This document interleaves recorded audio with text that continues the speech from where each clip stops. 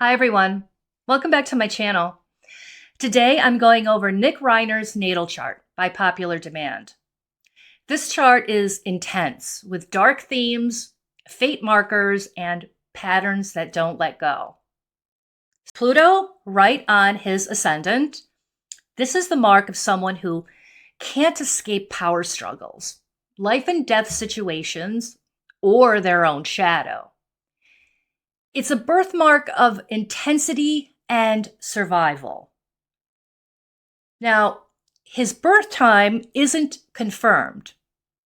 This chart is rectified, but when you place the ascendant in Scorpio, everything in his chart locks into place. And there are plenty of aspects here that are not contingent on birth time. Now, if the rectification of this chart is close, we have a very notable signature here that you can't ignore. His Chiron is sitting right on the midheaven. So his pain is made public. His wound and his struggles are not just private, but they're splashed across the world stage. Because the midheaven sits at the top of the chart, and what happens here is where the whole world is going to see, or the general public. Now, Chiron in the midheaven means your reputation is forever tied to the places you're broken, the battles you can't win, and the pain that follows you into the light. So the whole world is always going to see this wound. Now, at the bottom of the chart, we have the IC, which is on the cusp of the house that rules the home and the family, and Persephone is there. This is the underworld theme at home signature. Persephone isn't just a random asteroid. She's the queen of the underworld, dragged below the surface into the depths of hell. With Persephone on the IC, the root of the chart, this brands the whole family legacy with that myth. So this is a soul fated to live out the underworld myth. Now, with Saturn on the IC, a supportive father isn't necessarily cold. It's weighty, and there's restriction here. It's the father. The father is the anchor, the backbone, and the steady presence who holds the house together. So love here comes with structure. It comes with support, but with expectations. So his home may have been stable, even loving, but Saturn makes it heavy. That's the dynamic here. Safety mixed with constraints, and love that's mixed with legacy. Now, Chiron in Virgo, opposite his Saturn in Aquarius. This means it's not just about his own self-doubt and wounds. It's a clash with authority. It's a clash with the system and the father, with Rob, because Saturn rules the father or the parent in a chart, and there's the feeling of not fitting into the group or living up to the standards of the tribe. It's the pain of feeling like you're never what the father or the world expects, and every attempt to belong feels cold or impossible. Now, he has Mars squaring Uranus and Neptune. Nick's Mars in Libra wants peace, but Uranus and Neptune won't let this happen. Uranus brings shocks and eruptions. Calm 1 minute, explosions the next, and Neptune blurs reality. It fuels delusion, drug usage, and dissolves judgment. So anger doesn't feel grounded. It feels surreal and hazy. This is the signature for unpredictable blow-ups, emotional pressure, sudden snaps, and it's acting from a haze instead of clarity. It's someone who tries to stay balanced until they can't, and then the whole table flips over. Now, his Mars is right on top of the asteroids Child, Attica, and Lachesis. Those asteroids, that's a loaded cocktail here. Mars is the planet of war, weapons, and violence. And put this with Child, and you get themes of aggression that's tied to his youth, or even the child-parent bond. Then there's Lachesis, the fate maker, the one who measures out how long a life will last. And this suggests that he will end up in prison due to the Attica asteroid because of death and the endings of life that has to do with Lachesis.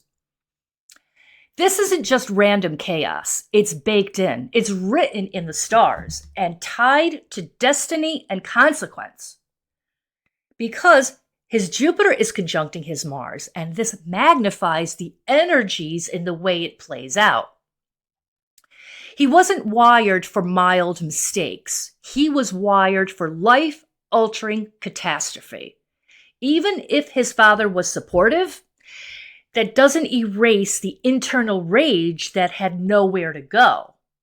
And speaking of Mars, on the day that his parents were unalived, transiting Mars out of bounds squared his Mercury.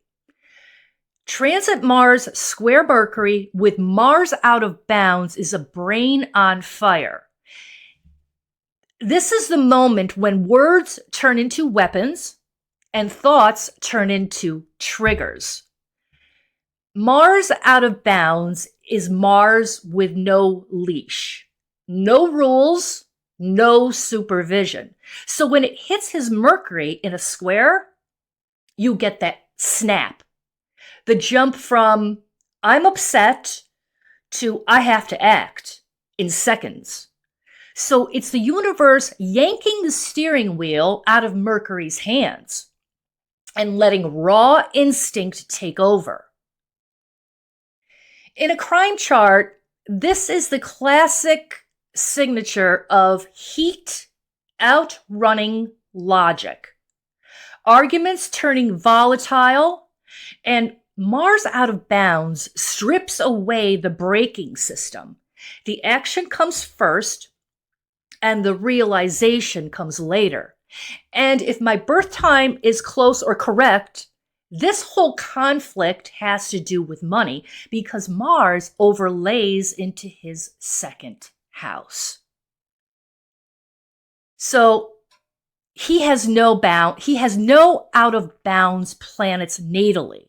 So he's not built to handle out of bound energy. So when it hits, it overwhelms the system. It's like someone who's never gone swimming suddenly gets shoved into deep water. They panic, they flail, and they don't regulate. They go into fight or flight mode. Now, add in the asteroid Astarte, the warrior asteroid, right on his north node. And you get a cosmic green light for conflict as one of his life themes. His path isn't about avoiding volatility. It's almost like the universe wrote blow-ups and battle scenes straight into his life story. That's the theme. There's tension, eruption, and then trying to find his way back to balance over and over and over again, but that doesn't come to fruition. It's the chart of a born agitator, someone who can't help but stir the pot, even when he's trying not to. That's the volatility baked into his whole life path or theme. Now, his Venus is in Leo, conjuncting Electco, one of the three Greek Furies. She's famous for punishment and retribution. And Venus in Leo wants love and admiration, but Electco brings punishment and retribution. So this is love tangled with rage and payback. Love becomes a battlefield, and every slight can turn into a crusade for justice or revenge. And this suggests troubled relationships with women. And if his moon ties into Chiron, it points to a painful bond with the mother. Specifically, even the best mother in the world can feel like poison to someone with these aspects and energies. So now his sun is conjunct Pandora and Requiem asteroids. His identity is tangled up with Pandora, the asteroid of reckless choices and consequences. And Requiem is the marker for endings and funerals. Now, opening up Pandora's box means letting out chaos, and you can't put, once you open up Pandora's box, you can't put it back. You can't put everything back in there. There's foolish decisions and a flood of dark consequences, and everything gets unleashed. Sun is the father in the natal chart, and the symbolism here is brutal because identity triggers chaos that ends in death connected to the father because of Pandora and Requiem, funeral for the dead. Now, his south node is conjunct Okada and Snow. The south node is our default mode. It's energies that we feel comfortable with, and there's past life baggage involved. Okada brings violence, raw, unchecked, and reactionary. And Snow carries the shadow of addiction and opiates. So now you have violence, addiction, and comfort in self-destruction. The South Node always says, this was the pattern before you were born, and this is why he slides backwards instead of forwards. Now, his Eris opposes both his Mars and his Jupiter. Eris is pure chaos, the goddess of discord, the one who stirs up drama and leaves no peace behind. And there's a seesaw tension here of anger, and it will explode, and battles will get dirty, and conflict here is almost a guarantee. And Jupiter just blows it all up even bigger. So what could be a small fight becomes a full-scale war. Now, sometimes the nurture can't outvote nature. Sometimes the soul arrives already cracked. This man's chart is an earthquake fault line. The father could have been an angel on earth, and it still might not have been enough.